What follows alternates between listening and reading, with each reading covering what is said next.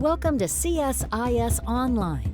The way we bring you events is changing, but we'll still present live analysis and award-winning digital media from our Dracopolis Ideas Lab. All on your time, live or on demand. This is CSIS Online. Good afternoon, everyone, and welcome. My name is Ryan Berg, and I'm a senior fellow with the Americas Program at CSIS. Thank you for joining us today for a conversation on trade and investment on the road to the 2022 Summit of the Americas. Before we formally begin, let's take care of logistics. This event will last approximately 60 minutes. Following the panelists' remarks and a moderated discussion, we will field questions from the audience. Please submit questions by clicking on the Ask Live Questions button on the event webpage. Today we have simultaneous interpretation. At the bottom of your Zoom screen, please click the globe button that says Interpretation, and then select the language you wish to listen in. Ahora, para nuestra audiencia hispanohablante, hoy tendremos interpretación simultánea. En el recuadro de la pantalla de Zoom encontrarán un icono con una esfera que dice Interpretation. Ahí, por favor, seleccione el idioma de su preferencia. Again, good afternoon. Thank you for joining us today for a conversation in our series, The Road to the 22 Summit of the Americas, Trade and Investment. The Western Hemisphere has an extensive network of trade and investment agreements that have established ambitious and mutually beneficial economic relationships throughout the region. However, many of the promises made by these agreements have not materialized over the past few decades. Trade and investment have been chronically outsourced to other regions of the world, in particular China and Southeast Asia. Due in part to this outsourcing, as well as domestic barriers to growth and attracting investment, the countries of Latin America and the Caribbean have experienced some of the slowest rates of economic growth in the developing world, and an economic landscape that has been severely exacerbated by the COVID-19 pandemic. COVID-19 hit Latin America and the Caribbean harder than almost any other region of the world, both in terms of public health impacts and in terms of economic decline. The International Monetary Fund reported a 7% economic contraction for the region in 2020, with some of the hardest hit countries registering economic declines of 10 to 15%. An additional 22 million people slipped back into poverty in the region through the pandemic, according to the UN Economic Commission for Latin America and the Caribbean. As Latin America and the Caribbean vaccinates its people, and we begin to see the pandemic in the rearview mirror, countries around the globe are seeking to incentivize the nearshoring of supply chains from Asia closer to home. The Western Hemisphere writ large could benefit from this ongoing trend by investing in resilient and deeply interconnected supply chains throughout the Americas. The 2022 Summit of the Americas, which the Biden administration will host later this year, provides a platform for leaders from across the hemisphere to come to the table and coordinate their trade, investment, and nearshoring goals. The Western Hemisphere features the greatest number of U.S. trade agreements of any region in the world, but leaders should come well prepared to build upon these frameworks and to pursue trade, increased investment, and ultimately economic recovery for the Americas. Today, we have a distinguished panel of guests to help us analyze the prospects for increased trade and investment in the Western Hemisphere in the context of the 2022 Summit of the Americas. Our first speaker is Ambassador Marta Bárcena, non-resident senior advisor with the Americas Program at CSIS. Ambassador Bárcena joined the Mexican Foreign Service in 1979 and most recently served as Ambassador of Mexico to the United States. During her tenure, she led the negotiation and ratification of the U.S.-Mexico-Canada Agreement. She also served as permanent representative in the Food and Agriculture Organization, International Fund for Agriculture Development, and the World Food Program. Ambassador Bárcena, thank you for joining us today. Our second panelist is Mr. Thiago de Aragão, non-resident senior associate with the Americas Program at CSIS. Mr. Aragão is the Director of Strategy at Arco Advice, the largest public affairs and political analysis firm in Brazil. He has advised over 100 companies, ratings agencies, and investment funds around the world, and is a specialist in political risk and political network analysis. Thiago, thank you for joining us today. And our third panelist is Ambassador Todd Chapman, non-resident senior advisor with the Americas Program at CSIS. Ambassador Chapman recently retired after over 30 years as a distinguished career diplomat in the U.S. Foreign Service. Most recently, he served as the U.S. Ambassador to Brazil advancing a broad economic and security agenda at the sixth largest U.S. embassy in the world. He also served as U.S. ambassador to Ecuador, attracting over $1 billion in new U.S. investment there. Ambassador Chapman, thank you for joining us today. Our panelists will frame the conversation by assessing the strength of regional trade and investment agreements in the hemisphere, sharing expert insights from their extensive careers in trade promotion and analysis, and providing ideas for the administration as it begins to outline its agenda with respect to the 2022 Summit of the Americas. Ambassador Bárcena, over to you for your opening statement. Thank you. Thank you very much, Ryan, and thank you very much for my colleagues, Thiago de Aragao and Ambassador Chapman, to be here. It's really a very timely discussion as we are approaching the Summit of the Americas in this year, although it hasn't been fixed the date yet of this summit. So what would I like to share and to underline on what we have to prepare for the Summit of the Americas? First is that we have to work in an agenda that will create consensus and not deepen the divisions that already exists in the region. So in that sense, I think trade and investment are two of the issues in which we can work to create consensus. If we focus the Summit of the Americas, for example, on democracy and human rights, which are very valuable issues and very central issues for the whole Western Hemisphere, we would risk to derail maybe the Summit of the Americas, derail it since the beginning on who will or can participate or will be invited, and how are we going to deal with that.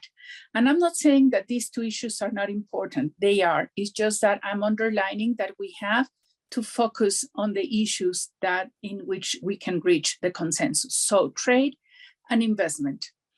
What do we have in trade and investment? We have a very, let's say, divided Western Hemisphere. In what sense divided?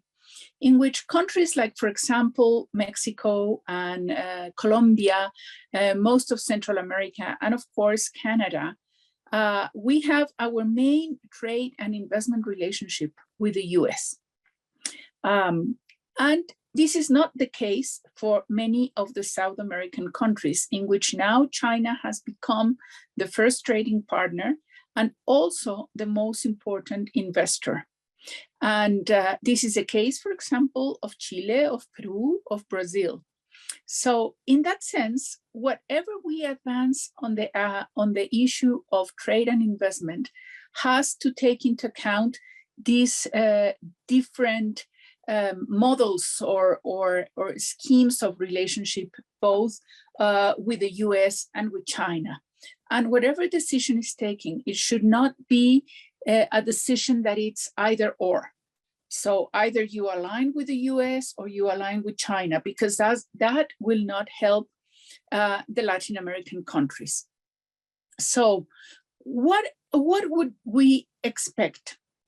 So it is important for me to underline, for example, the ideas of President López Obrador. President López Obrador, being a leftist president, a progressive president, nevertheless, he was the one who closed all the negotiations for USMCA, and then we did all the lobbying for having USMCA approved with an amount of votes that we have not seen except for the free trade agreement with Israel.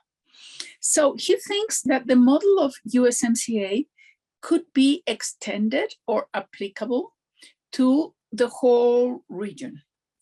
And that in that model, development cooperation should take a priority, which is development cooperation. It's not really included in USMCA, but it has to be complementary.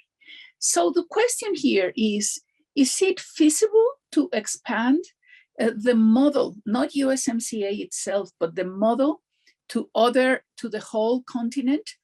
And in that sense, I see some difficulties for political will. And the main difficulty will be to go through the US Congress, which I don't see the appetite in the US Congress to go to negotiate more free trade agreements or to expansion of the free trade agreements that are already there. So what would I suggest? I would suggest that we should concentrate in trying to upgrade and to make more practical the agreements, the regional agreements that we have. For example, CAFTA tried to align it with USMCA, Alianza del Pacífico, which may expand now with the inclusion maybe of Ecuador in the near future. Then that is a part of trade. Of course, USMCA has a part of investment and other agreements have a part of investment, which are very important. We have the same panoramas with trade. China is the biggest investor in some of the countries, while the US is the biggest investor in others. I think we need an increased commitment of the US to invest in the Western Hemisphere. And also I see here some challenges, because with all the programs or projects of Buy America and bringing back the nearshoring, bringing back the investment that is already in Asia back to the Western Hemisphere, I see a focus of the US on bringing it back to the US only. And I think we need to convince the US in the Summit of the Americas that alone cannot compete with China. So that the US needs also Canada and Mexico, and then bring the rest of the countries of the Western Hemisphere to this integrated economic area, which is maybe more an ideal that something that can take place in the near term. But it will be very important to maybe underline the concept of friendshoring or ally shoring instead of only bringing back the onshoring. That would be, for me, a very important issue. And to link this trade and investment with what would be the economic recovery of the Western Hemisphere and Latin America after COVID. Because just as you said, Ryan, Latin America was a very, very much affected region. We were losing basically with COVID all the advances that we have made in the latest years in fighting poverty and inequality. Poverty has increased, inequality has increased, and this is a huge risk for the Western Hemisphere.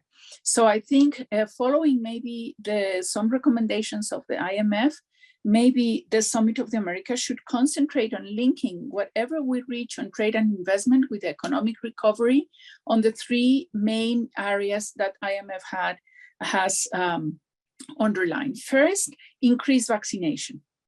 Second, have access to therapeutics, because I think the access to therapeutics in the Western Hemisphere is very, very low. And we will need to combine both the vaccination and the access to therapeutics. And we are also very low in tests and traceability. So I would say that trade and investment, we need to sort out these different models of relationship between Latin America and the US vis-a-vis Latin America and China. We need to talk about ally shoring, near shoring, and not only onshoring, and ask the US how is it going to combine, to coordinate the Buy America provisions and all that it's the infrastructure and the Build Back Better with the near shoring, so bringing more investment to the region. And third, how are we going to deal with the economic recovery of COVID-19? Thank you so much, Ambassador Bárcena. You've put some excellent issues on the table. I want to go over to Thiago de Aragão for his opening statement. Well, thank you very much, Ryan, Ambassador. It was a great 5-minute presentation. My hello to everyone. Well, I shifted a little bit what I was going to talk about in the first 5 minutes, because I think that one of the most important points for the Summit of the Americas is that historically, we have to understand that the points of convergence in the relationship between Latin American countries and the United States have always revolved around trade and investment, while there are numerous points of divergence in the relationship between the Latin American countries and the United States, which includes illegal immigration, narcotics, corruption, money laundering, etc., etc., etc.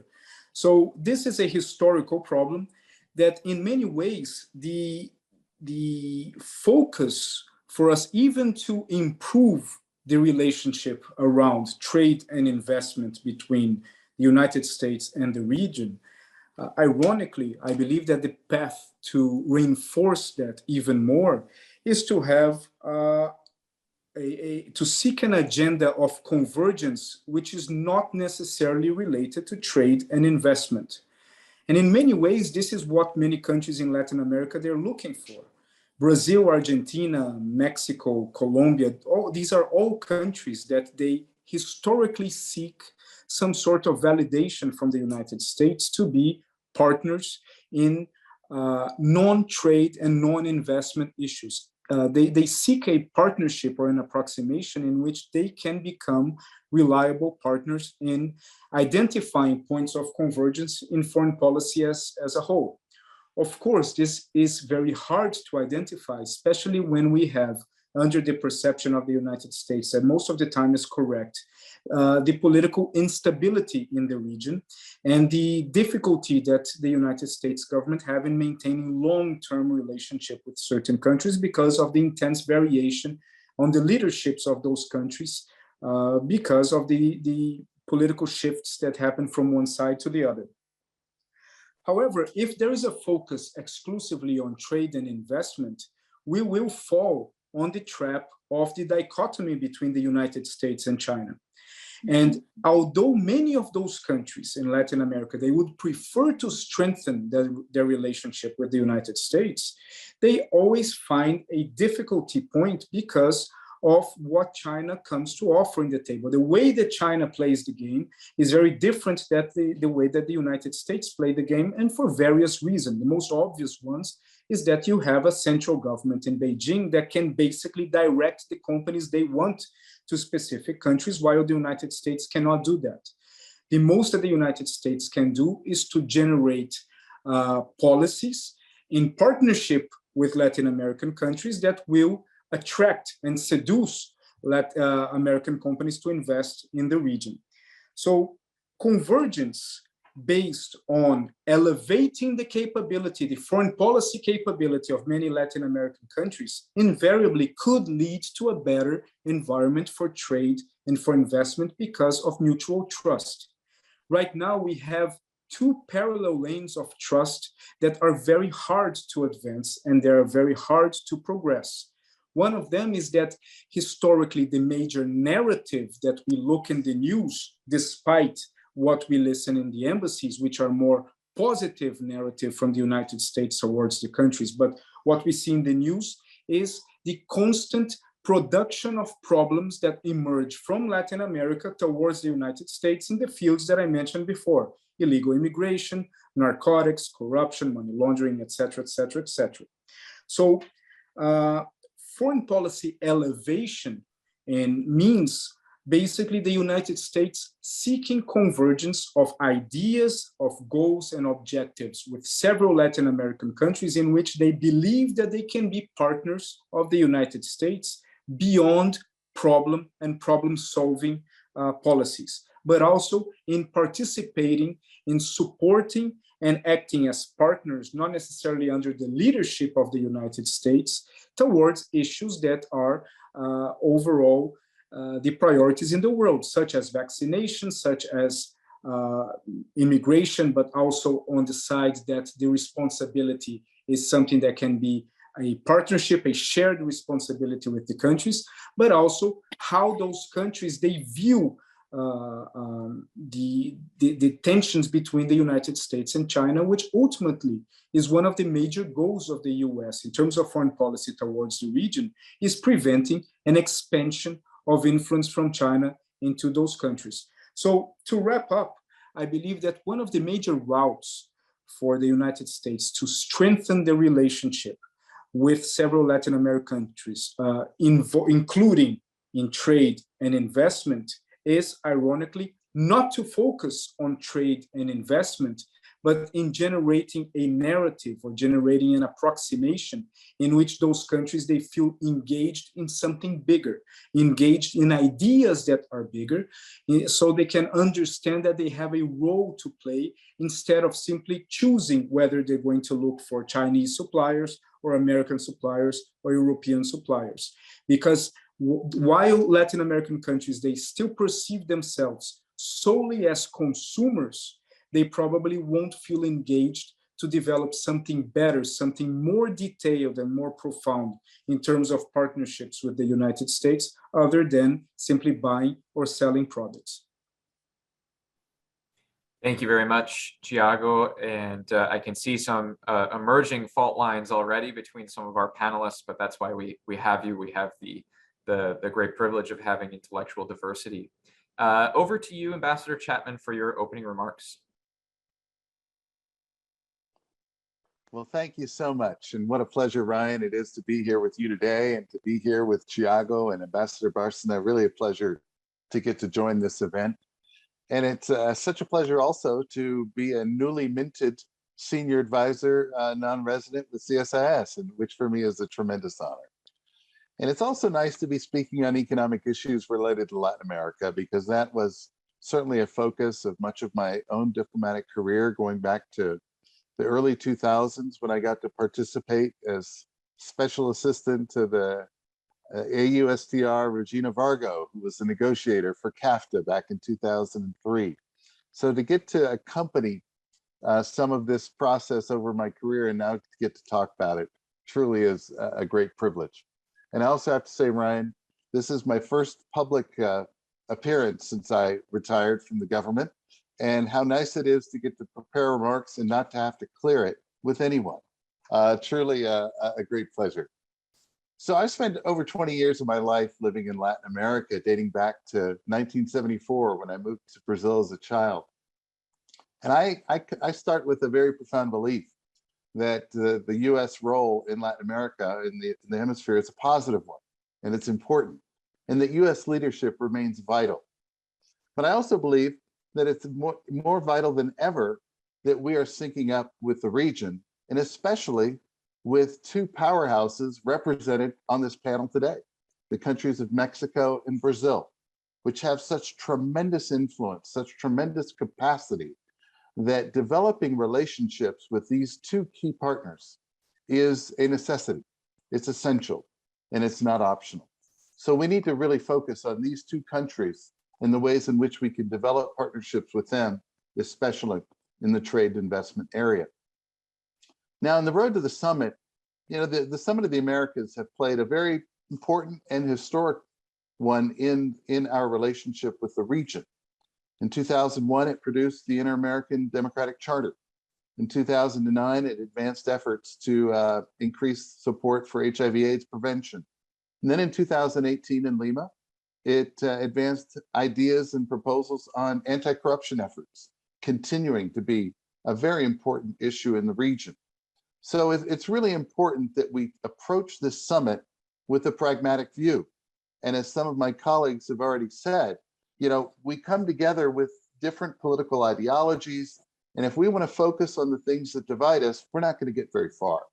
But that's why I think the focus and to focus on the desires of the region, which is for greater economic prosperity, for greater personal security, greater personal freedoms, and of course, health in this time of COVID, that is going to be the direction where we can look after the summit and say, yes, this really produced some results.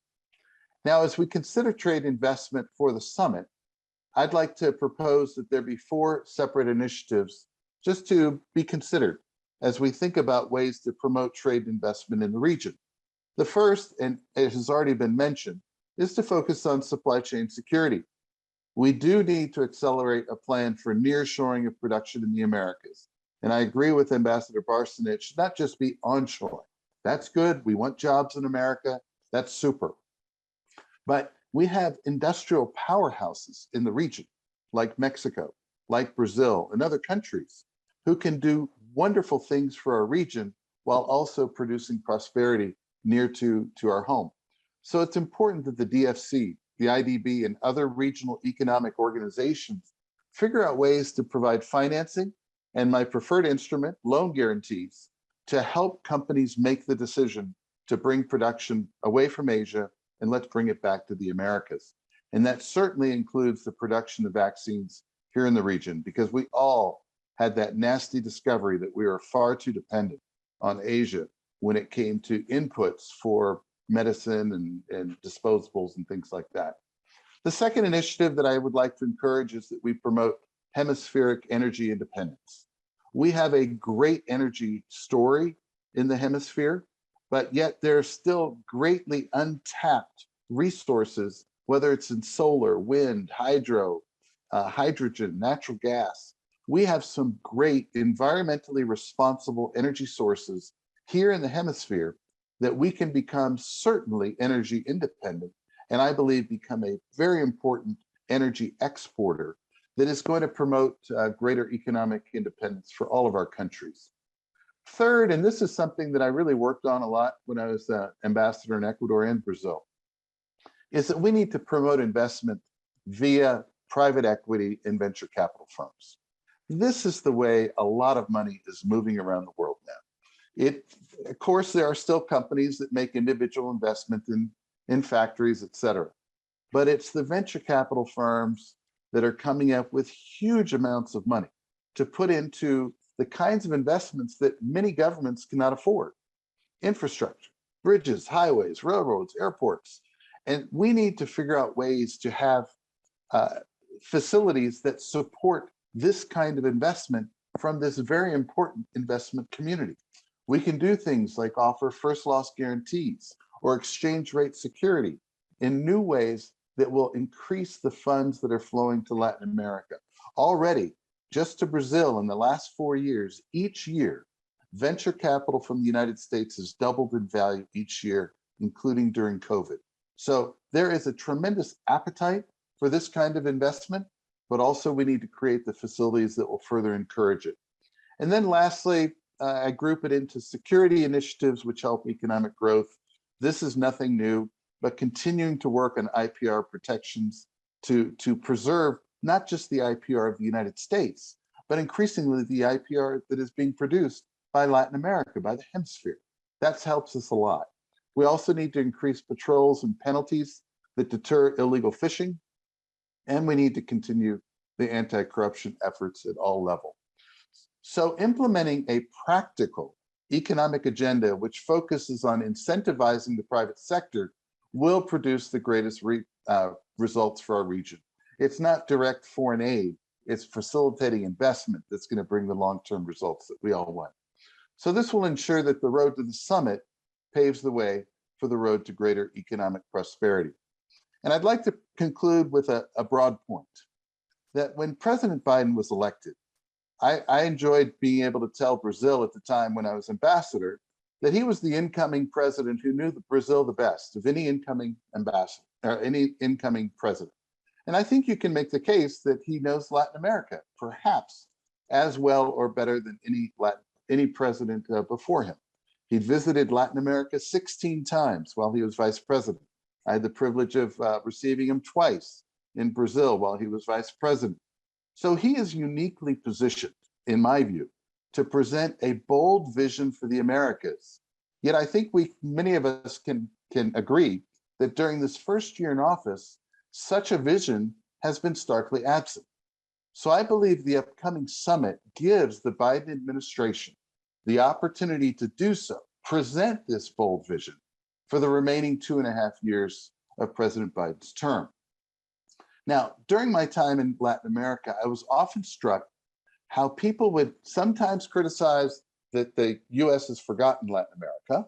And then sometimes they say, we don't want you in Latin. You know, there's always this kind of schizophrenia. But frequently, and I saw this in Central America and in South America, people would refer favorably to President Kennedy and his Alliance for Progress as a time when the US really, really valued the Latin America and made a real conscious effort to advance relations there. And I talked a few times during my career about maybe we should do it again. Maybe we should have an Alliance for Progress again, because it was so valued then in the region.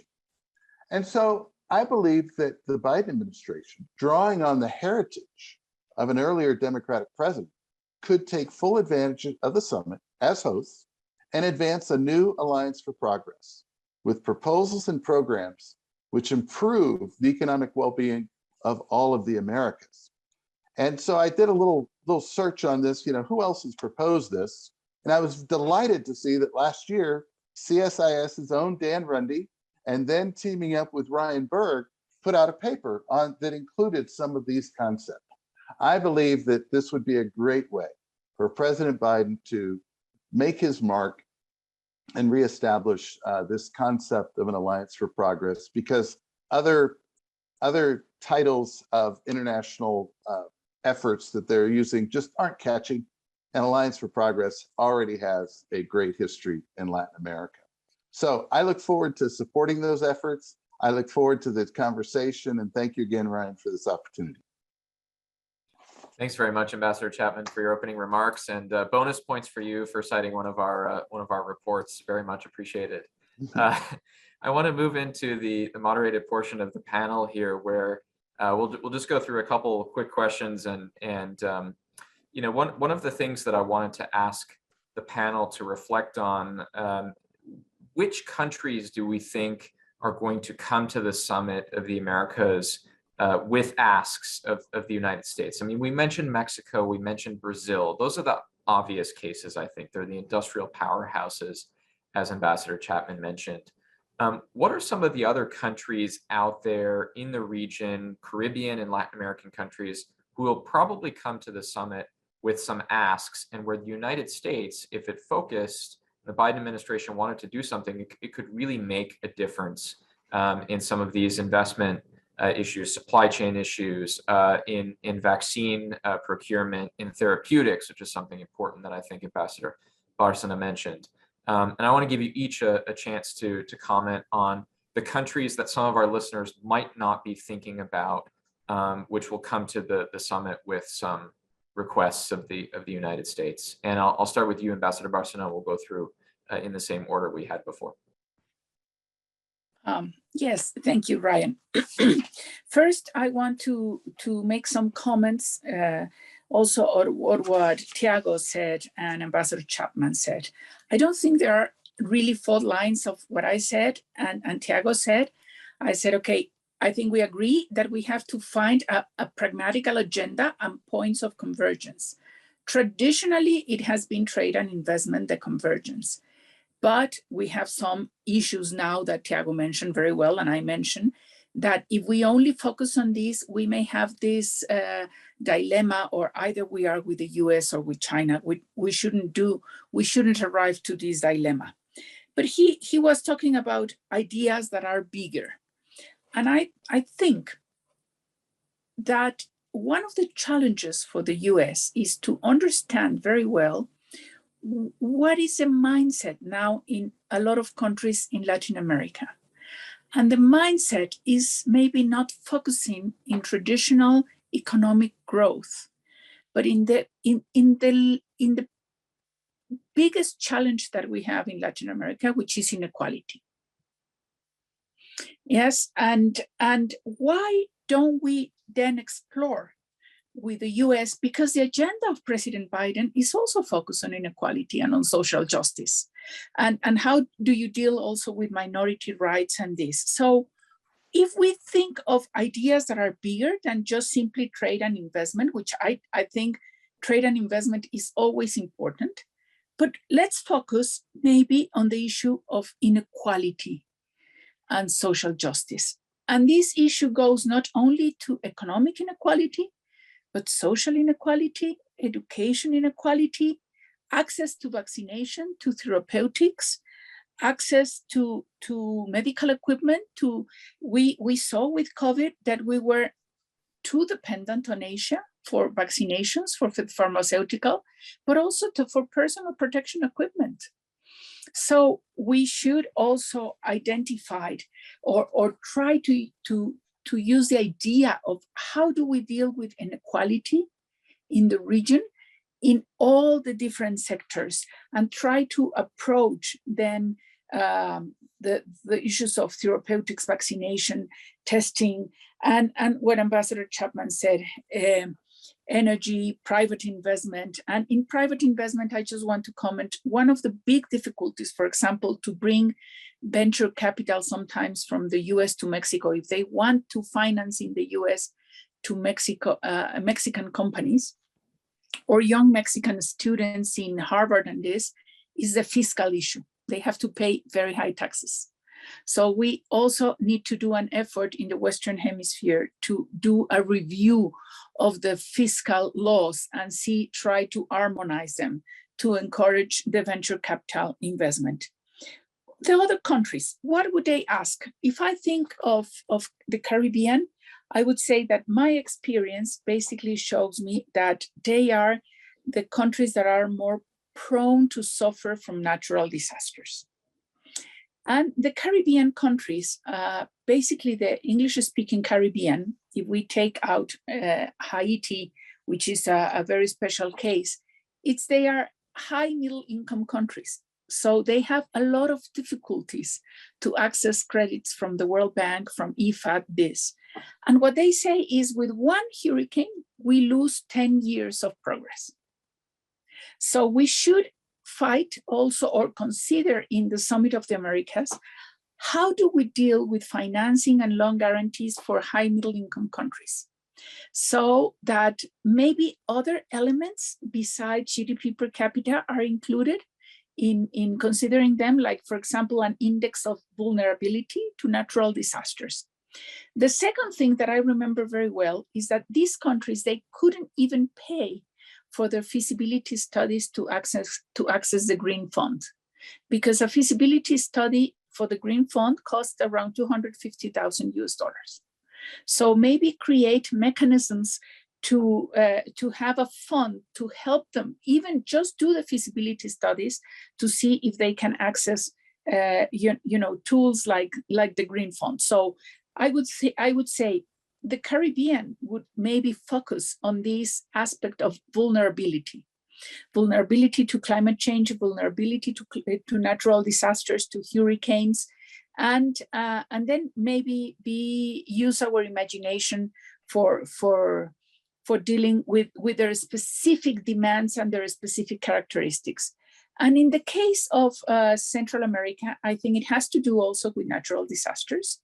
We saw the impact of the hurricanes in Honduras also on undocumented migration, but also there is something that we are not studying, and maybe we should start talking about in the Summit of the Americas, which is the aging of population of the whole Western Hemisphere.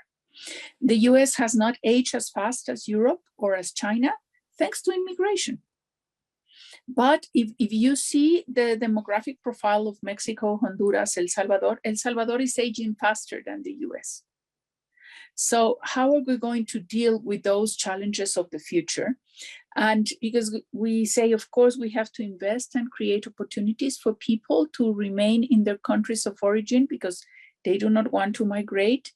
But at the same time, what we are not seeing is that the demographic profiles are changing very fast. And we are not even analyzing what would be the consequences of the future.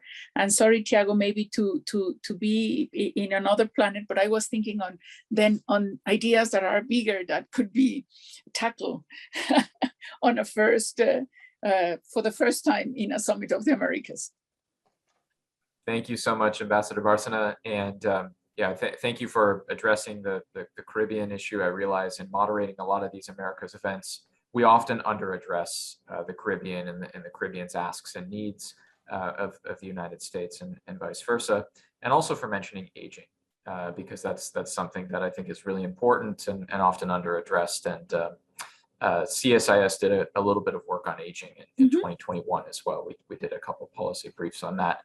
So if viewers are interested, they can find information and research on aging on our website. Tiago, what are some of the countries in the region likely to come to the United States asking? We talked about Brazil, we talked about Mexico, Ambassador Bárcena mentioned the Caribbean and Central America. What is the rest of the region looking for at the summit? Well, first of all, I I agree with Ambassador Barcenas that we are basically we were in the same page, I believe. We were just in different chronology in the order of. When we focus at countries, of course, we have the major ones, which are obvious, but I think that there is one country in particular that I believe that poses an opportunity for the United States in a very small window of opportunity that is actually closing.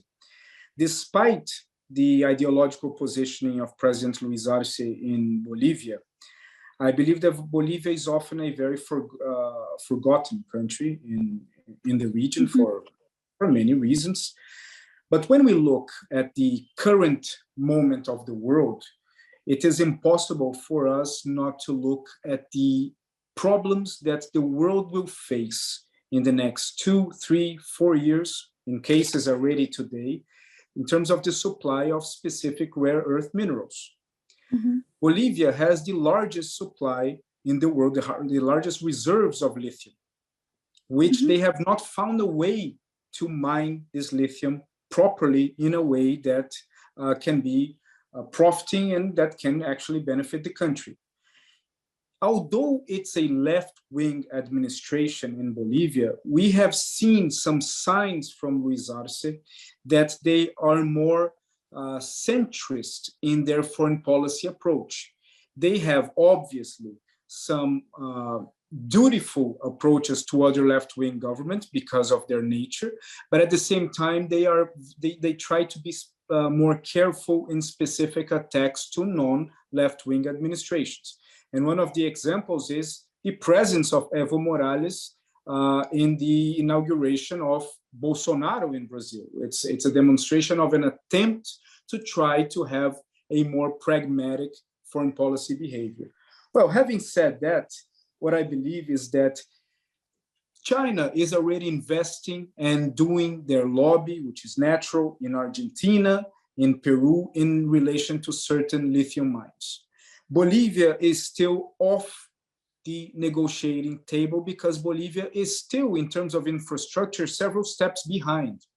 And I believe that this can be a major opportunity for the United States to not only engage with Bolivia, and perhaps having companies that could be interesting partners for the mining of lithium in the country, but also as a demonstration of a pragmatic approach that goes beyond the ideological position of a country. And this can generate good results throughout the region for countries that will understand that certain partnerships, they do not rely on the ideological positioning of a specific administration.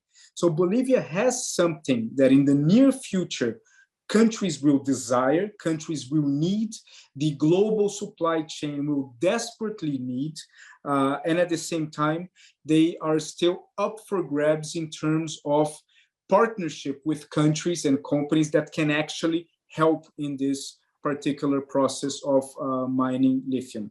So I would say that Bolivia is a country that they might not necessarily come with this question, but this is something that could generate a high-level conversation and approach between the United States and Bolivia.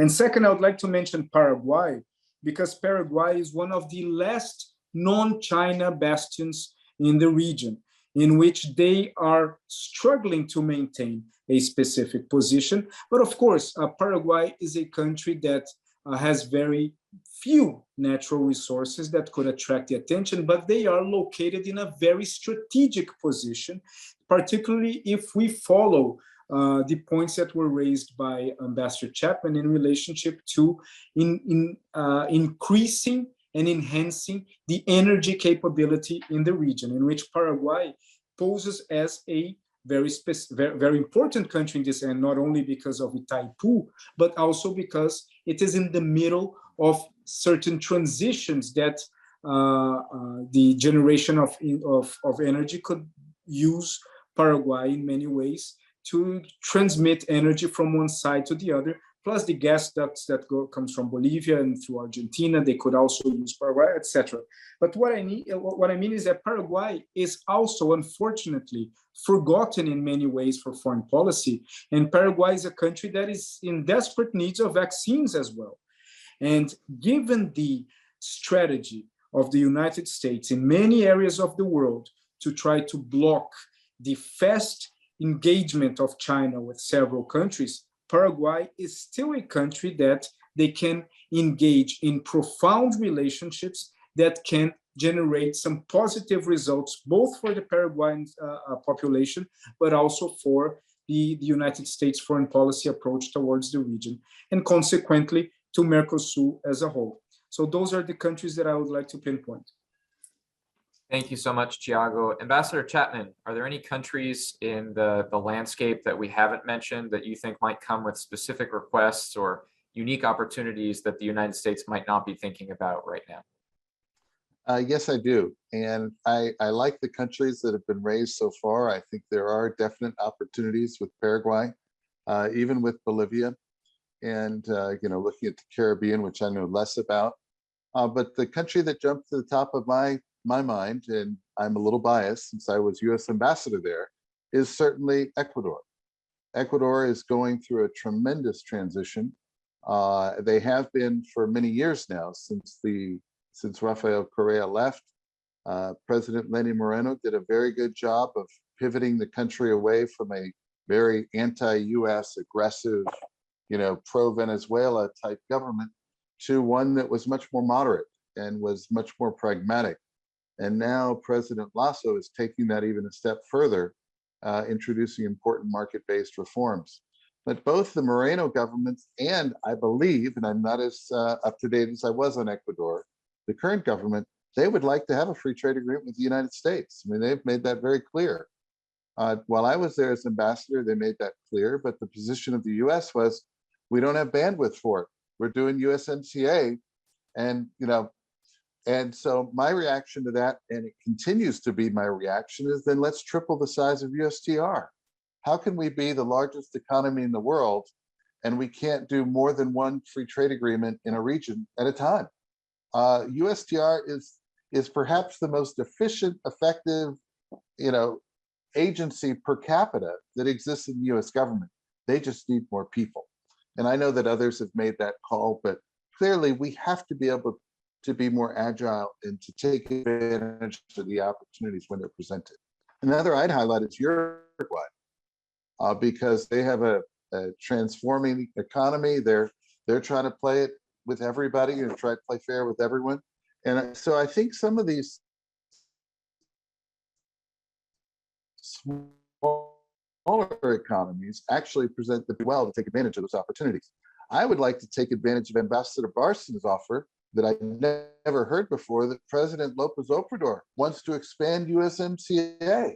Now, who would be a better champion for doing that than President Lopez Obrador?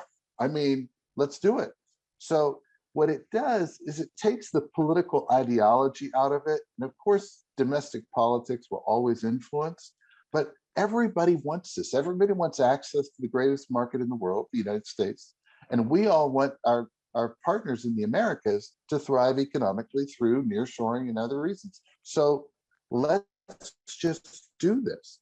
But we have to be agile and not be held captive to the ideological whims of a few people in the United States that want their pet project or pet issue to be the determinative issue in deciding whether you advance with a country or not. Something that, and I'll make a broad statement here, that, our relations with Latin America are complex, and they involve a lot of issues, just like Pakistan, just like Saudi Arabia, just like Indonesia. It's very complex. And there are issues on which we strongly disagree with every country that I just mentioned. But for the interest of the United States and mutual prosperity, we proceed. However, when it comes to Latin America, frequently, there are some champions of some policy that says because the way they treat name your group, we can't advance with that country. That is short-sighted.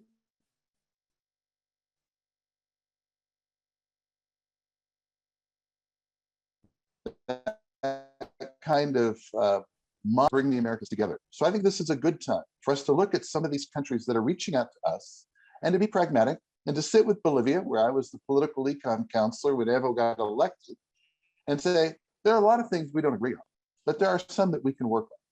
And let's do this in a pragmatic fashion. Great. Thank you, Ambassador Chapman. We lost you for just a split second, but you came back and made a strong finish to the point you were making. What I want to do is remind viewers that we can that you can submit questions both in the chat function on Zoom and also submit questions on the event webpage itself. There's a button that says Ask Live Questions. We're going to move into the Q&A portion of the event, and I'm going to put this question to Ambassador Bárcena right away because you mentioned, Ambassador Bárcena, the importance of inequality as a defining issue for the region, and one of those issues that might be so animating that it could potentially be more important than the one that used to animate the region, which was just economic growth. You know, we're not growing. Now we need to focus on the type of growth that we have, and we need to focus on those who have been left out from growth. And the question is how to reconcile the current differing approaches to economic and social inequality in the U.S. and Mexico on one hand, and Brazil on the other. If inequality and addressing inequality has a potential to be one of those uniting factors, how to make it a uniting factor given all the differing approaches throughout the region to this issue? I think that's a very good question. I would say that there's a lot of work that has already been done by the IDB, by ECLAC, CEPAL. CEPAL has worked a lot on inequality issues, and maybe a little bit less by the OAS as the technical secretariat of the Summit of the Americas. But I think in some of these studies, if my memory does not fail me, one of the conclusions was that inequality was one of the obstacles to economic growth.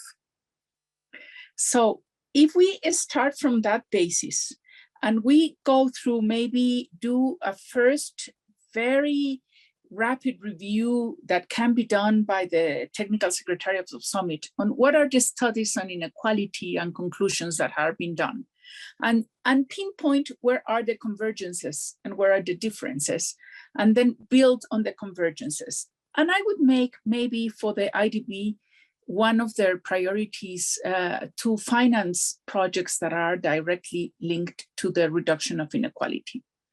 And I would make IDB, I will ask IDB to work with a CLAC.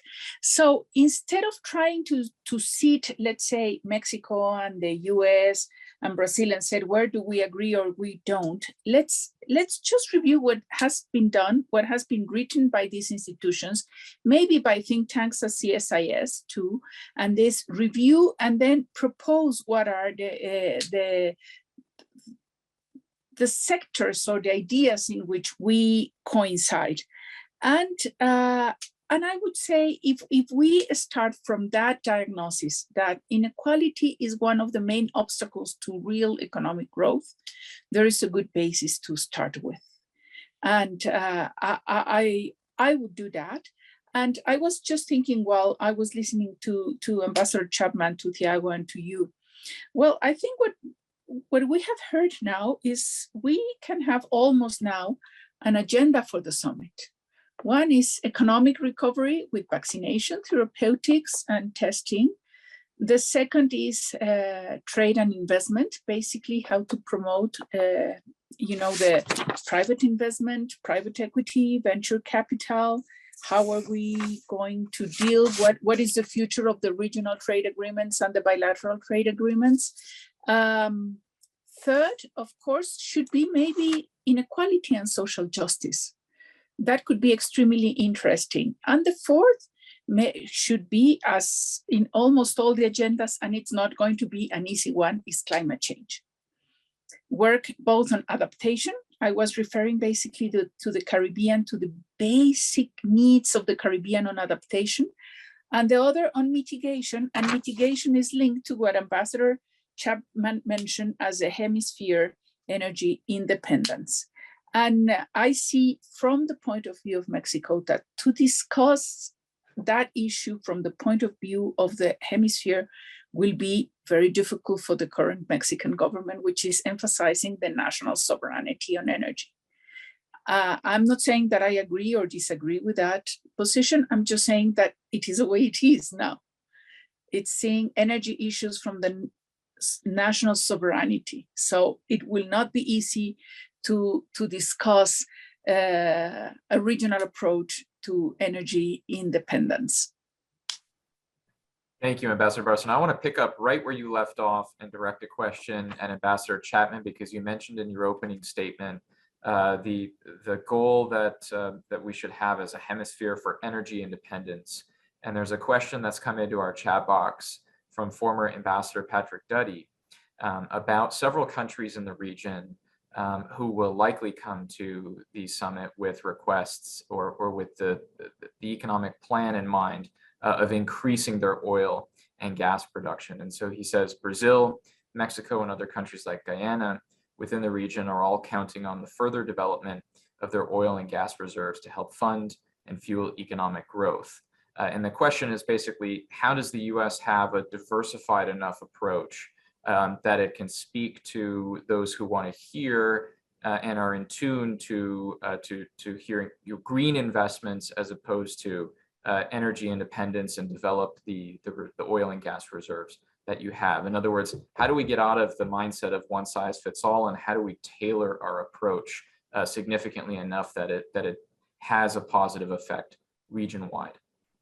Yeah, well, wonderful to get a question from Ambassador Duddy, a good friend and former colleague and mentor for me, who mentored me. The future of the oil and gas industry is sound, and it's going to be just fine. I feel like in my professional lifetime, I started as a banker with a Saudi Arabian bank back in 1985. And so I was an oil and gas analyst. And that was a time when people were saying the oil industry is going to go out of business. It's antiquated. So I feel like 3 different times in my life, in my professional life, I've heard people say the oil business is over.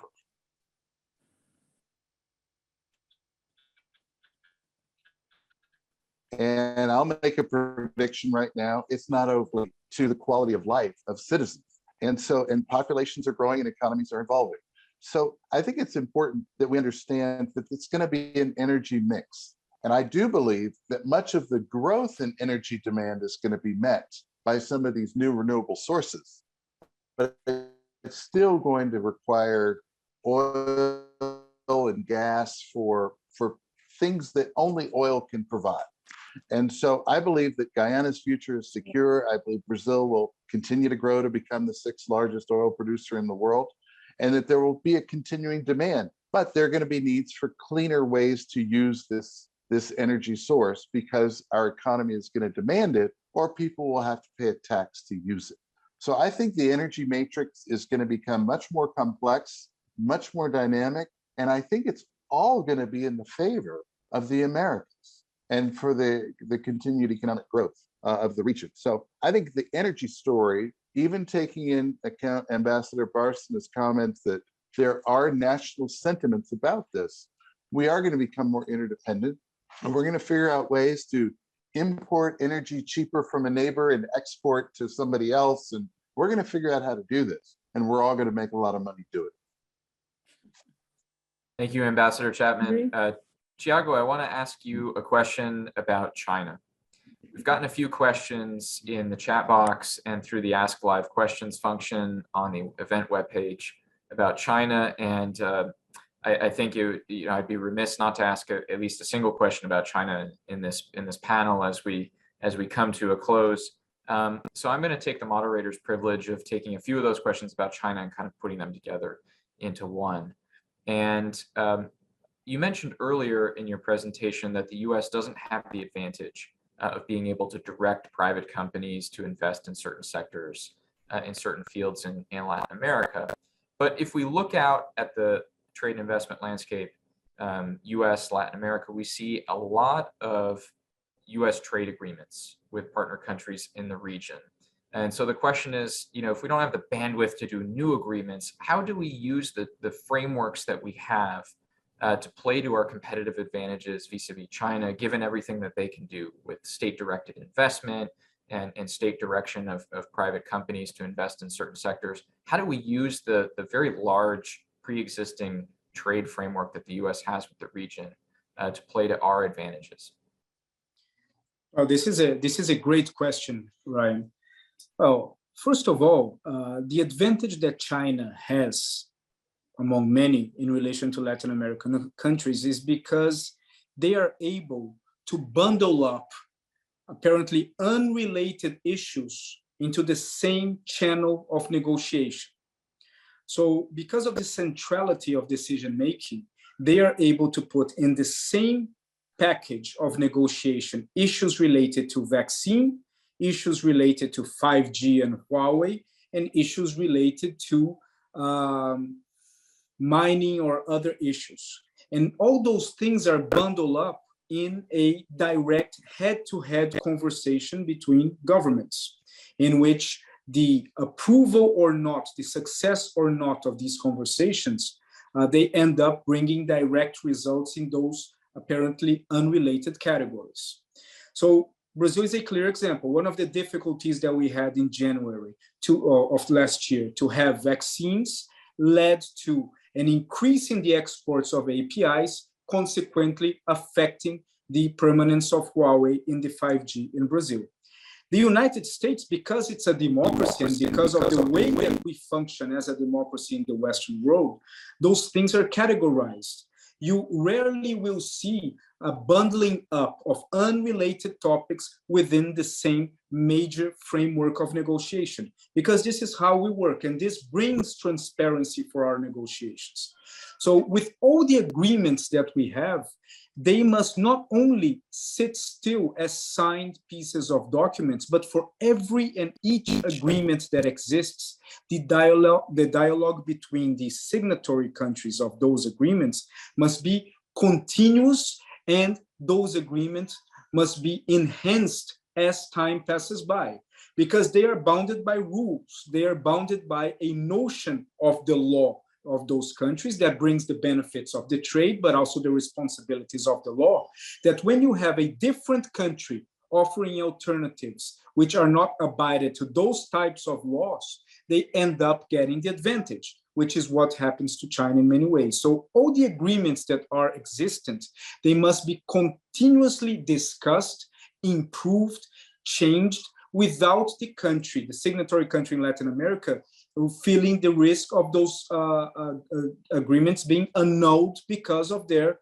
current political situation or ideological position. Thank you so much, Thiago.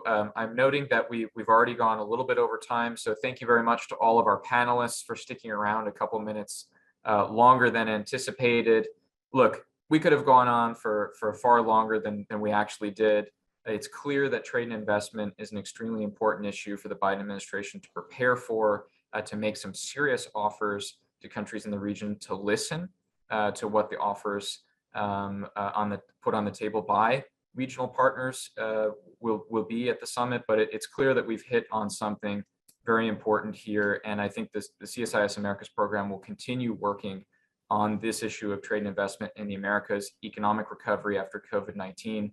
I want to thank our all-star panel, Ambassador Martha Bárcena, Thiago Giaragão, Ambassador Todd Chapman. Thanks so much for taking the time to join us for this event in our Road to the 2022 Summit of the Americas series. Thank you.